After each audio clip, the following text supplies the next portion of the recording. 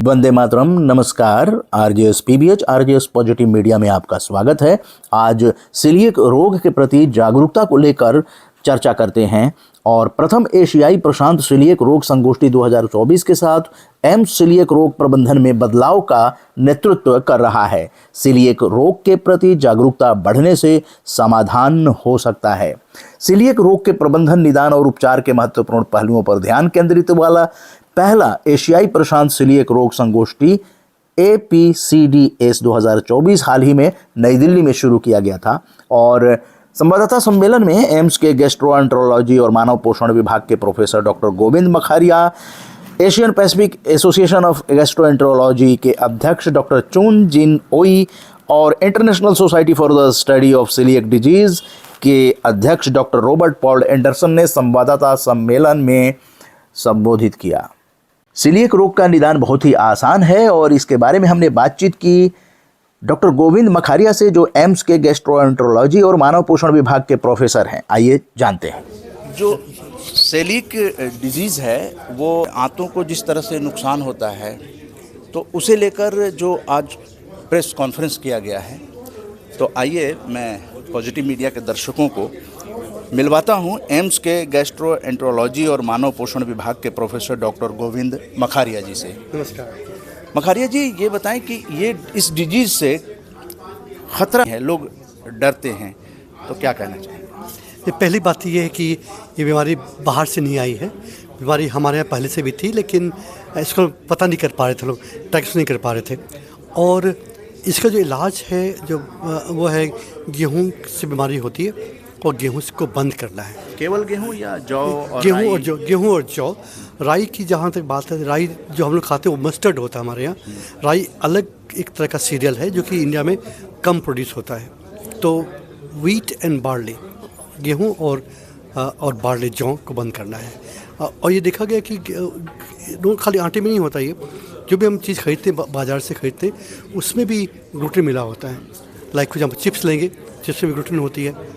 और आप आइसक्रीम लेंगे मार्केट में, उसमें लोग ग्लूटेन मिलाते हैं अच्छी आइसक्रीम बनाने के लिए। तो ये इम्पोर्टेंट है कि वो जिन व्यक्ति को सीलिएक डिजीज़ है वो इस चीज़ को अवॉइड करें। लेकिन इसका जो लक्षण है आखिर कैसे पता करेंगे? तो लक्षण तो सबसे बड़ी बात है कि जब आप पे खाना नहीं पचेगा तो डायरिया होगा। डायरिया के अलावा खून की कमी होगी। खून की कमी के अलावा बच्चों की हाइट नहीं बढ़ेगी, हाइट छोटी रह जाएगी। ये 3 मेन लक्षण हैं। और ऐसे किसी व्यक्ति को ऐसा कुछ है तो हमें सोचना चाहिए कि उनको सीलिएक डिजीज हो सकता है। आयु वर्ग ऐसा है जिसमें कि ये ज़्यादा लक्षण आते हैं? सारे एज में होता है ये, लेकिन बच्चों में ज़्यादा देखा जाता है। बट किसी भी एज में होता है ये, किसी भी एज में होता है। जी। तो इससे जो आते हैं वो कितनी प्रभावित होती हैं और आंतों में दर्द होगा, सूजन होगी? आंतों से दर्द नहीं होता। आंतों में भी जो आंतें जहाँ खाना पचता है हमारा, छोटी आंत बात कर रहा हूँ, तो जो आंत खाना पचता है वो लाइन ख़राब हो जाती है। और जब लाइन ख़राब हो जाएगी, सेल्स नहीं बचते खाना पचाने के लिए, खाना एब्जॉर्ब करने के लिए, इसलिए ये लक्षण होते हैं। और जैसे गेहूँ बंद करेंगे तो सारे फिर से ग्रो कर जाएंगे। जी, आप लोगों को कहना चाहते हैं कि ये बीमारी जो है वो ठीक भी हो सकती है? एकदम ठीक होती है। गेहूँ को बंद करना है, एकदम ठीक होती है, 100% ठीक होती है। अच्छा, तो ग्लूटेन फ्री गेहूँ अगर यूज करें तो? वो बनी नहीं है ग्लूटेन फ्री व्हीट बनती नहीं है। लेकिन बाजार में तो इस तरह का प्रचार है। नहीं है। व्हीट ग्लूटेन फ्री नहीं हो सकता है क्योंकि व्हीट के जो जीनोम हैं ऐसे हैं। ग्लूटेन फ्री व्हीट करना बहुत ऑलमोस्ट इम्पॉसिबल है। एक तरह से ये जागरूकता की बात मखारिया जी ने बताई है कि ग्लूटेन फ्री बहुत सारे बाज़ार में उत्पाद हैं, लेकिन आप उन पर कम विश्वास करें।